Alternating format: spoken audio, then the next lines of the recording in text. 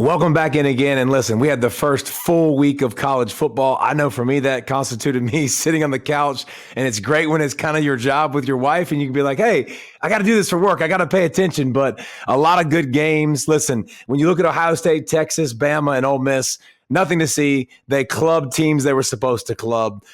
We didn't learn anything about them yet. We'll talk more about them in the weeks to come, obviously.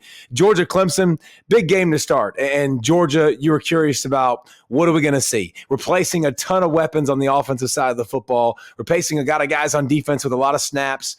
You know, here's one thing I noticed when I watched Georgia. You know, it's the next guy every year. Georgia obviously comes out as the number one team in the country, and they look like it. Like they replaced a ton of weapons all over the field. No Brock Bowers, no Ladd McConkey, guys that get drafted early. The offensive line, big, strong guys. They just plug and play. And then I think the most impressive thing is Nate Frazier, the new freshman running back. This dude is the next one in line. Number 3, you saw when he touched the football, it looked different. When ETN comes back next week after his one-game suspension, that running back combo, we're going to talk about. That's going to be up there with Ohio State and some of the other best 1-2 punches probably in all of college football. That's how good they are. Other side of the football, another freshman stepping right in. KJ Bolden at safety. Malachi Starks, you can now move him into the slot. He can play that star position, play all over the field. Another ridiculous interception to start a season like he had as a freshman, too, in this ball game. The ball skills with Malachi Starks is just amazing. But this defense looks locked. It looks loaded. It looks like some new young faces. Jalen Walker's a guy that popped. You're going to see a lot from him in the future. Just he's kind of their move-around piece. He put him everywhere. They put him an outside linebacker, inside linebacker. They can put him in the interior of the defensive line, outside, like just a versatile piece. Georgia keeps rolling. And one thing that caught my eye in the Big Ten, 2 teams that I think that we'll be talking about later on in the season, especially if it continues to hold true, the trend in which I saw. Offense. Yes, we're talking about Big Ten, but we're talking about offense.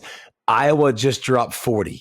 Iowa. Like that feels like it's like 7 games for the Hawkeyes in the past. They bring in Tim Lester as their OC.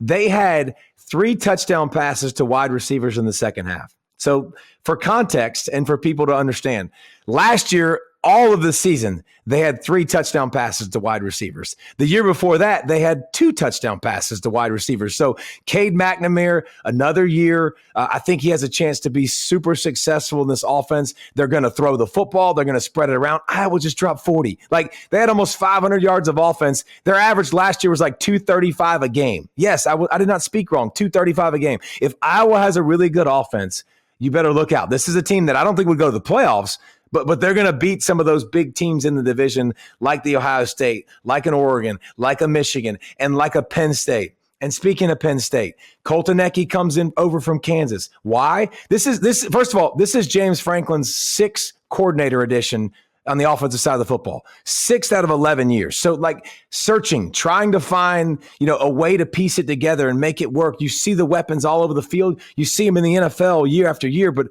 how do you get it to work? And Drew Aller had one of his best games. And the biggest thing was creating explosive plays in the passing game.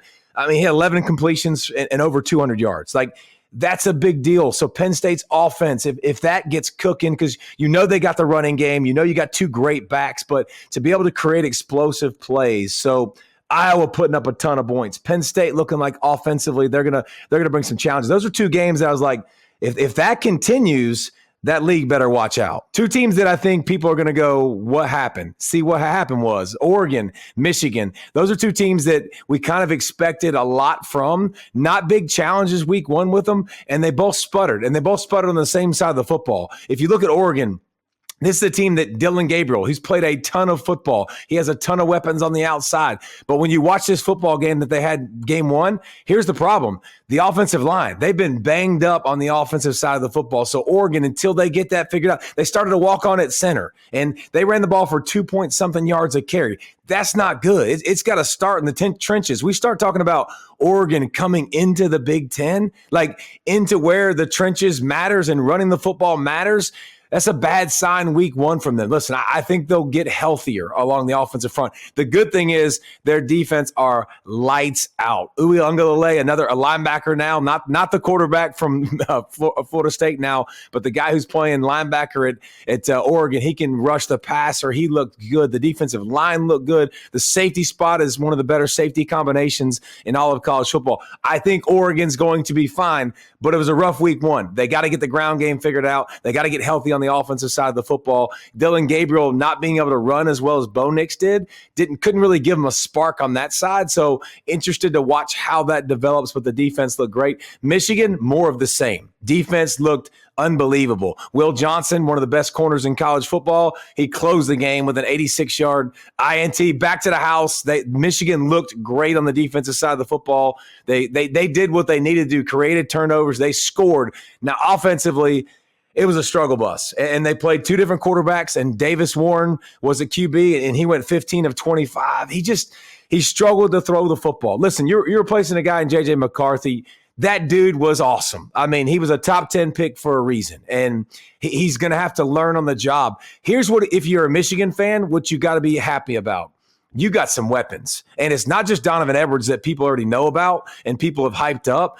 When I look at this offense, dude, Colston Loveland is a game changer. He is a tight end, number 18, but he's also a wide receiver. You saw him split him out wide, throw him slants with that big 6-foot body, big frame, huge frame at 250 pounds. Like, I see him and I say, okay, this offense can find themselves. They can feature him. Alex Orji played quarterback as well. I think they're going to go back and forth, I think, with him and Warren, and they're going to have to figure out who's their guy.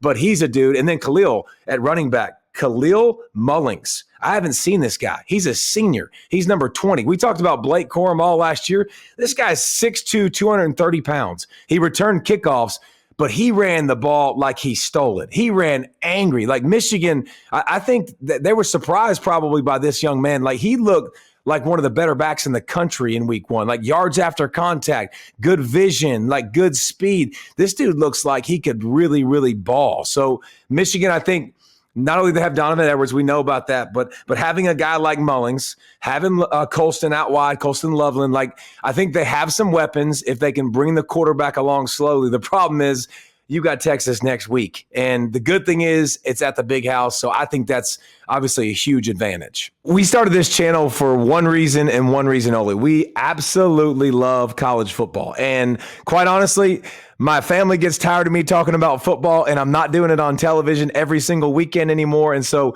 we got to get this out. We got to get the love for college football. It's going to be all positive. You're going to hear about the best teams, the best plays, people doing things off the field that are really, really awesome. We're going to hear from coaches. We're going to hear from players. Like, we're going to really build this into something special. So as we go along and as we grow, I want your feedback, man. Please hit subscribe and then tell us what you like. Tell us what you don't like, what you want more of, and we'll continue to read those and to bring those more and more into the show. Hit that subscribe button, please. All right, one of the coolest things in all of college football is the reason why it's the best sport in America is people get hyped up at a young age, and you're like, I can't wait to see so-and-so because nowadays I guess I know they've paid so much for so-and-so, but the hype is here. And you want to see who meets it. And very few times do you watch somebody in a debut and you go, man, that met the hype. And I tell you what, Nico from Tennessee, he met the hype. Now, listen, I've been practicing this last name, and I wrote it down right here on my notes, and I'm going to try to say it, but it's Iamaleava. I can't say it fast, and for the purposes of this show for the rest of the season, he's going to be Nico, okay? Nico, highly recruited, man, one of the better quarterbacks in the country. He's 6'6". The first play of the football game when you broke down the tape, like I watched every single throw of this cat, and he was good. In the first play, you see the poise, and you see him scramble, and you see him throw on the run. You see him throw over the middle of the field. You see him throw outside. You see him throw on time. You see him throw deep. Bro, there was a lot of things to look at and go, holy cow, this dude is absolutely the real deal. Obviously, game one, it's Chattanooga. But when you think about debuts and meeting the hype, very few times do you do that. And so it got me thinking about, like, who are the best guys that I've ever seen, you know, in their debut that have been hyped up and pubbed up. Okay. So I'm going to take you back several years ago. And I think this was like 2005 for 15, no, 13. It was Jameis Winston. It was me, Reese Davis, Jesse Palmer, and we were on the call. I remember meeting with Jimbo Fisher the night before and like, Jameis Winston is that guy. Like, he is an absolute superstar. He's going to be a stud. He reads defenses so well. He throws the football. He's got some good energy.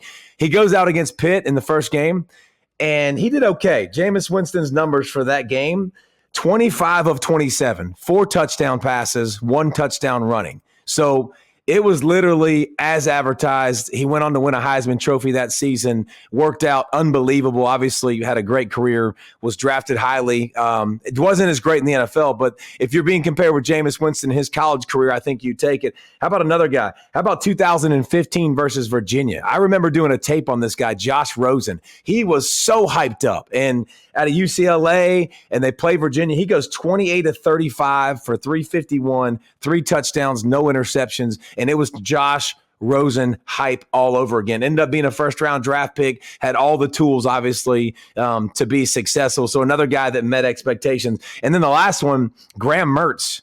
Y'all remember him in Wisconsin, 2020? That dude went 20 of 21. Like, and the one pass that was dropped by Grosick that could have been caught, like, it was a near phenomenal day. And I just remember thinking Russell Wilson and Paul Chris and this Wisconsin offense running the football and a guy at quarterback that can do that. So, like, Nico, I put him in this category, man, because he was so hyped up and a guy that came in and lived up to it, and he's not going to be good. Like, Nico's going to be a superstar. He's got everything you need. Vol fans, I would be jacked out of my mind. All right, here's one thing I think week to week we got to pay attention to more this year is the non-Power 4 teams. Remember, the group of 5 is going to get a team in the college football playoff. Whether you like it or not, whether you think they should, the highest ranked champ from the non-group of, from the group of 5 is going to be in the college football playoff. So I think keep an eye on those teams. Boise State, they had a barn burner, bro. They had over 100 points scored in that game. They were down in the fourth quarter, come back and win. Obviously,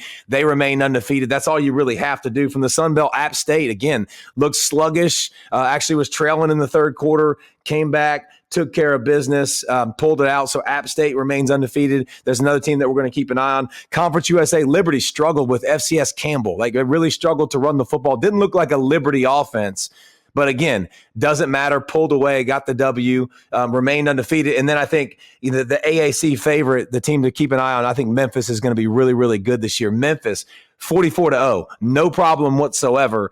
I think they can score. I think they're going to put up points in bunches. They got weapons. They've actually used the NIL as well as anybody because they have funds to be able to use, and they've got a bunch of transfers that are going to come over and help them in a big way. But the group of 5, remember, we got to pay attention to them as the season goes on. And speaking of playoffs, man, how about the start to Notre Dame? Like, you talk about a playoff building resume, like, that is the perfect start for them. Dude, they went into Kyle Field. They went into College Station, literally, with a brand new offensive line, a brand new quarterback, a brand new OC, like, and they took care of business. They got a 10-point win.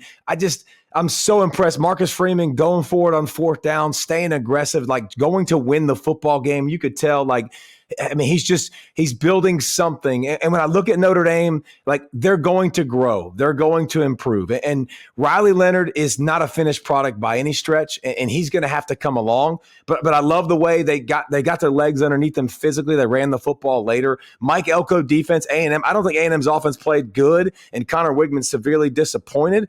But if Notre Dame can continue to grow, run the football, rely on a defense that I think is one of the best in the country, especially in the back end. I mean, they got playmakers in the back end that not only do they cover, they have instincts, they break on the football. Al Golden is a great DC.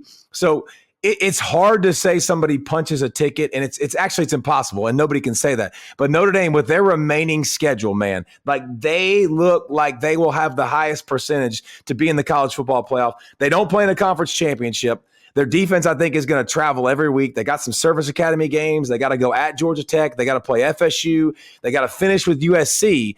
But I think this is a team that's built with the right stuff. That's very much at the end of the season, not only going to be in contention, I think they'll be in the college football playoff. All right, I told you how much I love college football. I watch almost every single game, and if I don't watch it live, I'll go back and watch it, and it just excites me. It makes me happy. It puts me in a happy place.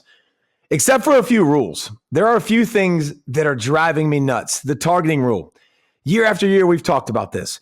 We've got to fix this rule. You can't tell me that kids bust their butt all off season, all year to get in a spot to play in one of the biggest games of the season, and they get thrown out for targeting. I get it. Targeting's part of the game.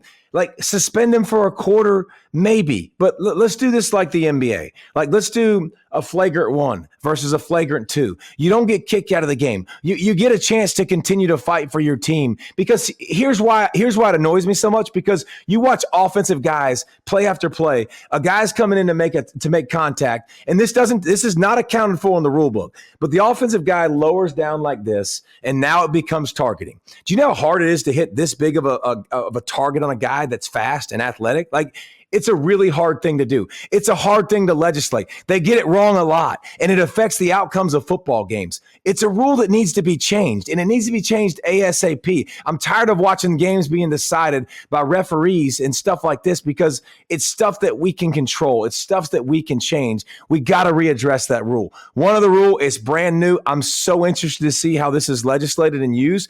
But basically now the defensive line is not allowed to stem and move before the ball. I keep hearing this. I keep hearing about this is a rule change. They're going to do this. I see it being legislated differently in different games.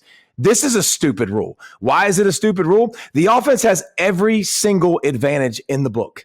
They decide when the ball's snapped. They can do shifts. They can do motions. They can do – we can't touch them. And I say I'm a defensive guy, okay? We can't touch them beyond a certain point when they're trying to throw the football. Every rule in the game is slanted towards the offense. Now, the defense has had some success over the years moving in unison, stemming, and causing the offensive lines to jump off sides. Really? Show your discipline. That's all you got to worry about. You know the snap count. You know when the ball is going to be snapped. You are told that in the huddle. We're moving around like we got to make late substitutions. We lined up in the wrong spot. If we need to slide, we need to slide on the defensive side of the football. This rule is going to drive me crazy. I saw it called 2 different ways in the LSU-USC game. And I think moving forward, it's probably going to be called multiple ways. The offense has every advantage. Stop trying to give them another one. Man, every week you're going to be on your couch and you're going to be watching these games, and there's going to be players that pop. And we're going to call those the dudes of the week. And they're guys that stick out on camera for you, and they're going to stick out for me, and we're going to talk about their numbers, and we're going to highlight them. Cam Ward was a dude. And you saw him like calm, cool, collected. Obviously, he's been at a bunch of big games, comes to Miami, a flatliner, like not worried about if you're rushing him. You can run a 4.4, you can run a 4.3, you come at him, he's like, all right, I'll sling it sidearm. Throw an interception, don't care. Cam Ward is a superstar at quarterback. Miami saw the swag. They saw what this dude had. Game 1, he's throwing for 385 against Florida and 3 touchdowns. Like, Cam Ward is an absolute dude. Another guy, Shedeur Sanders. You knew he was a dude. Here's what I saw and I love from Shedeur. He's going to continue to put up numbers. He threw for 445. Like, the defense was not good. They kept the offense off the field for a lot of the game. Like, North Dakota State put a blueprint of exactly what they wanted to do. But Shedeur comes down the field to start the second half. They're trailing. Gets the luckiest interception in the history of the world. Look it up, dude. He throws it. It bounces off a DB's calf on the ground, bounces up. North Dakota State intercepts it. And with the culture that they're building at Colorado, everything could have gone the other way. Shedeur comes right down the field, man, not shaking, touchdown drive. Really put some separation between them and North Dakota State. Shedeur Sanders is going to continue to put up numbers, going to be a first-round draft pick. He was a dude this weekend. Kyle McCord, Fran Brown said it best.